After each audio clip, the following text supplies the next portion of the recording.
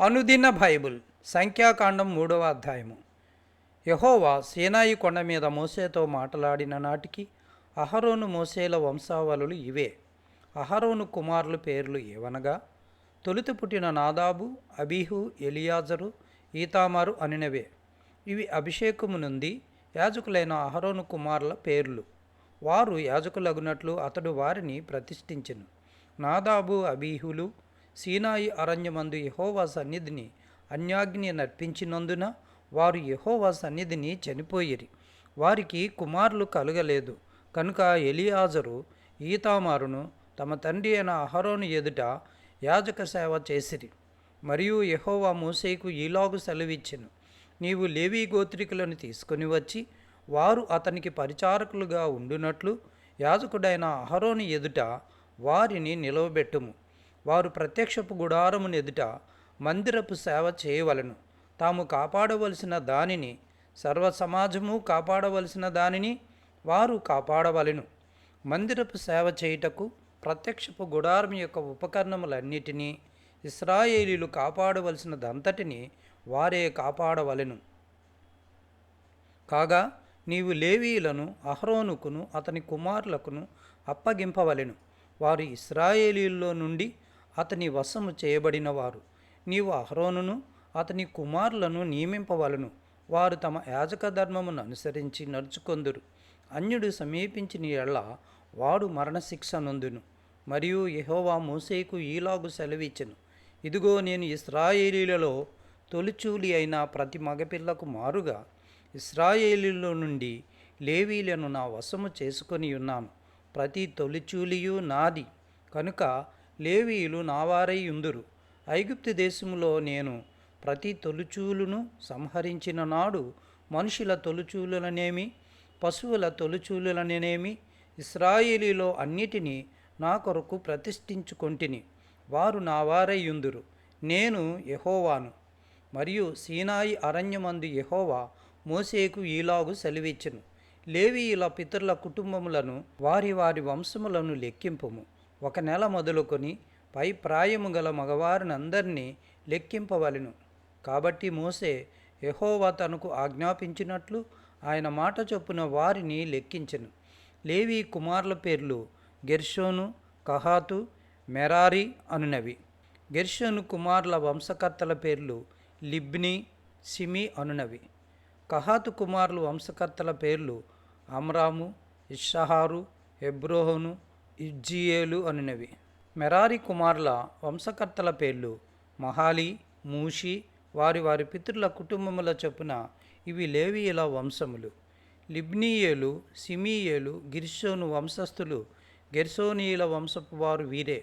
వారిలో లెక్కింపబడిన వారు అనగా 1 నెల మొదలుకొని పై ప్రాయము గల మగవారందరిలో లెక్కింపబడిన వారు 7,500 మంది.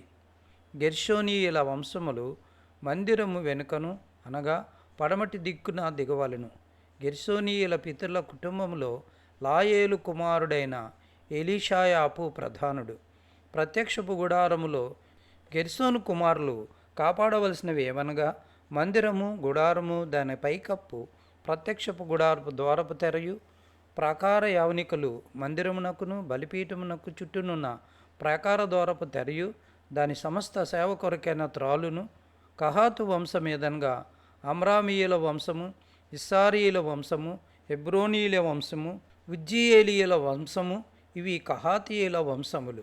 1 నెల మొదలుకొని పై ప్రాయము గల మగవారందరి లెక్క చూడగా 8,600 మంది పరిశుద్ధ స్థలమును కాపాడవలసిన వారైరి. కహాతు కుమారుల వంశములు మందిరము యొక్క ప్రక్కను అనగా దక్షిణ దిక్కున దిగవలసిన వారు. కహాతీయుల వంశముల పితరుల కుటుంబమునకు ప్రధానుడు ఉజ్జీయేలు కుమారుడైన ఎలీషాఫాను. వారు మందసము, బల్ల, దీపవృక్షము, వేదికలు, తాము చేయు పరిశుద్ధ స్థలములోని ఉపకరణముల అడ్డతరియు కాపాడి దాని సమస్త సేవయు జరపవలసిన వారు. యాజకుడైన అహరోను కుమారుడగు ఎలియాజరు లేవీయుల ప్రధానులకు ముఖ్యుడు. అతడు పరిశుద్ధ స్థలమును కాపాడువారి మీద విచారణకర్త. మెరారి వంశమేదనగా మహాలీయుల వంశము, మూషీయుల వంశము. ఇవి మెరారి వంశములు. వారిలో లెక్కింపబడిన వారెందరనగా ఒక నెల మొదలుకొని పై ప్రాయము గల మగవారందరూ 6200 మంది. మెరారీల పితరుల కుటుంబములో అహాబీయేలు కుమారుడైన సురీయేలు ప్రధానుడు. వారు మందిరమునద్ద ఉత్తర దిక్కున దిగవలసిన వారు. మెరారీ కుమారులు మందిరం యొక్క పలకలను, దాని అడ్డకర్రలను, దాని స్తంభములను, దాని దిమ్మలను, దాని ఉపకరణములన్నిటినీ, దాని సేవ కొరకైన వాటన్నిటినీ, దాని చుట్టూనున్న ప్రాకార స్తంభములను, వాటి దిమ్మలను, వాటి మేకులను, వాటి త్రాళ్లను కాపాడవలసిన వారు. మందిరం ఎదుట తూర్పు దిక్కున అనగా ప్రత్యక్షపు గుడారం ఎదుటి పూర్వ దిశయందు దిగవలసిన వారు మోసే, అహరోనులు, అహరోను కుమారులు. ఇశ్రాయేలులు కాపాడవలసిన పరిశుద్ధ స్థలమును వారే కాపాడవలెను. అన్యుడు సమీపించిన ఎడల అతడు మరణశిక్ష నొందును. మోసే, అహరోనులు యెహోవా మాటను బట్టి తమ తమ వంశముల చొప్పున లెక్కించిన లేవీయులలో లెక్కింపబడిన వారందరూ ఒక నెల మొదలుకొని పై ప్రాయము గల మగవారందరూ 22,000 మంది. మరియు యెహోవా మోసేకు ఈలాగు సెలవిచ్చును: నీవు ఇశ్రాయేలీయులలో ఒక నెల మొదలుకొని పై ప్రాయము గల తొలిచూలి అయిన ప్రతి మగవానిని లెక్కించి వారి సంఖ్యను వ్రాయించుము. నేను యెహోవాను. నీవు ఇశ్రాయేలీయులలో తొలిచూలి అయిన ప్రతి మగపిల్లకు మారుగా లేవీయులను, ఇశ్రాయేలీయుల పశువులలో తొలిచూలి అయిన ప్రతిదానికి మారుగా లేవీయుల పశువులను నా నిమిత్తము తీసుకొనవలెను. కాబట్టి యెహోవా తనకు ఆజ్ఞాపించినట్లు మోసే ఇశ్రాయేలీయులలో తొలి పుట్టిన వారినందరినీ లెక్కించెను. వారిలో లెక్కింపబడిన వారి సంఖ్య అనగా ఒక నెల మొదలుకొని పై ప్రాయము గల తొలిచూలు మగవారందరి సంఖ్య 22,273. మరియు యెహోవా మోసేకు ఇలాగు సెలవిచ్చును: నీవు ఇశ్రాయేలీయులలో తొలిచూలి అయిన ప్రతి మగవానికి మారుగా లేవీయులను, వారి పశువులకు ప్రతిగా లేవీయుల పశువులను తీసుకొనుము. లేవీయులు నా వారై ఉందురు. నేను యెహోవాను.